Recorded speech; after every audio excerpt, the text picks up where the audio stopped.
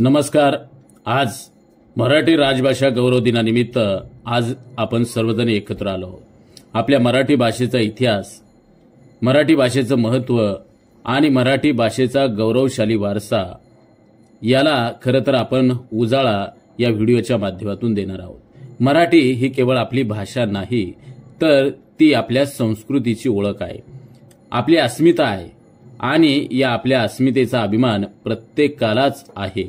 या भाषणामध्ये मराठी भाषेच्या परंपरेपासून ते आजकालच्या तिच्या योगदानापर्यंत विविध पैलूंची चर्चा होईलच। आपण मराठीचा अभिमान कसा बाळगायचा, तिचा प्रचार आणि प्रसार कसा करायचा याबद्दल जाणून घेणार आहोत। तसेच मी यूट्यूबवर हे मराठी राजभाषा गौरव दिनाचं भाषण कसे करावे यावर आधारित व्हिडिओ तयार केलेला आहे। त्या व्हिडिओमध्ये मराठी राजभाषा दिनासाठीचं एक उत्कृष्ट प्रभावी भाषण कसं मांडावं, भाषण कसं करावं आणि भाषण करताना कोणकोणत्या बाबी लक्षात घ्याव्यात, आता वेळ न गमावता मराठीच्या गौरवासाठी हे भाषण सुरू करूया। चला मराठीचा अभिमान साजरा करूया। तर आपण व्हिडिओ पाहणार आहोत। मराठी भाषण अर्थात मराठी राजभाषा दिनाप्रसंगी भाषण कसं करावं, तर याचा नमुना पाठ या ठिकाणी सादर करतोय। निवेदक विठ्ठल पवार। या यूट्यूब चॅनलवर जर आपण नवीन असाल तर माझ्या यूट्यूब चॅनलला सबस्क्राईब करायला विसरू नका। मराठी भाषण अर्थात मराठी राजभाषा दिनाप्रसंगीचं हे सुंदर भाषण कविवर्य सुरेश भट म्हणतात की लाभले आम्हास भाग्य बोलतो मराठी, जाहलो खरेच धन्य ऐकतो मराठी, धर्म जात पंथ मानतो मराठी, एवढ्या जगात माय मानतो मराठी। हजारो वर्षांची परंपरा लाभलेल्या आपल्या मराठी भाषेचा प्रवास खरोखरच गौरवशाली आहे। चामुंडराय करवले या पहिल्या शिलालेखापासून ते आजच्या आधुनिक काळातील समृद्ध साहित्यापर्यंत मराठी भाषेने अनेक टप्पे ओलांडलेले आहेत। प्राकृत मराठीपासून आधुनिक मराठीपर्यंतचा हा असणारा प्रवास म्हणजे केवळ भाषेची वृद्धी नसून संस्कृतीच्या जोपासनेचा वारसा आहे।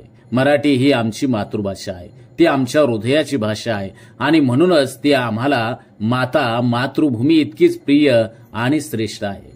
मराठी भाषा दिन साजरा करताना आपण आपल्या प्रतिभावान कवींना, लेखकांना, समीक्षकांना आणि विचारवंतांना या निमित्तानं नमन केले पाहिजे। त्यांच्या पुरोगामी विचारांनी व साहित्याने आपल्याला नवीन दृष्टी दिली आहे। त्यांचं साहित्य वाचन, अभ्यासणं आणि पुढच्या पिढीपर्यंत पोहोचवणं ही आपली जबाबदारी आहे।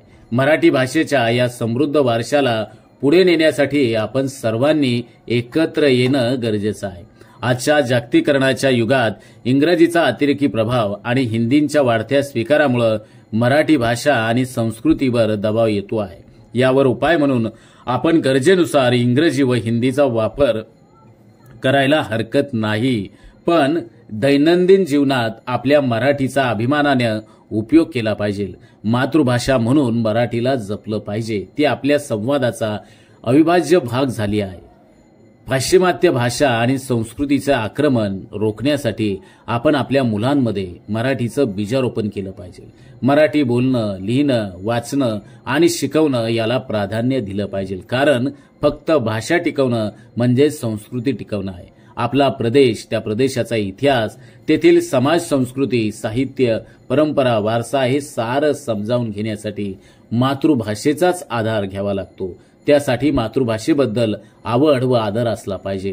वाढत्या स्पर्धेबरोबर धावताना मराठीबद्दलच्या संकुचित भावनेतून मातृभूमीविषयीच्या अस्मिता व समाजनिष्ठा गोठल्या जाऊ नये असं मनोमन मला वाटतं। त्यासाठी महाराष्ट्राच्या दऱ्याखोऱ्यातून फिरणाऱ्या माणसापासून ते जगाच्या कानाकोपऱ्यात असलेल्या मराठी माणसाच्या मनात आपल्या मायबोलीबद्दल आदर निर्माण झाला पाहिजे। अखिल विश्व मराठी साहित्य संमेलनासारखे नवीन उपक्रम निश्चितच यासाठी प्रेरणास्रोत ठरतील अशी अपेक्षा आहे। चला तर मग मराठीच्या वैभवशाली इतिहासाला उजाळा देऊया, आपल्या मातृभाषेचा अभिमान बाळगूया, मराठी बोलू, मराठी लिहू आणि मराठी शिकवू आणि मराठीला पुढे नेऊया। पुन्हा एकदा आपल्या सर्वांना मराठी भाषा दिनाच्या मनपूर्वक शुभेच्छा। आमच्या चॅनलवर नवीन असाल तर सबस्क्राईब बटनावर क्लिक करा आणि बेल आयकॉन प्रेस करा।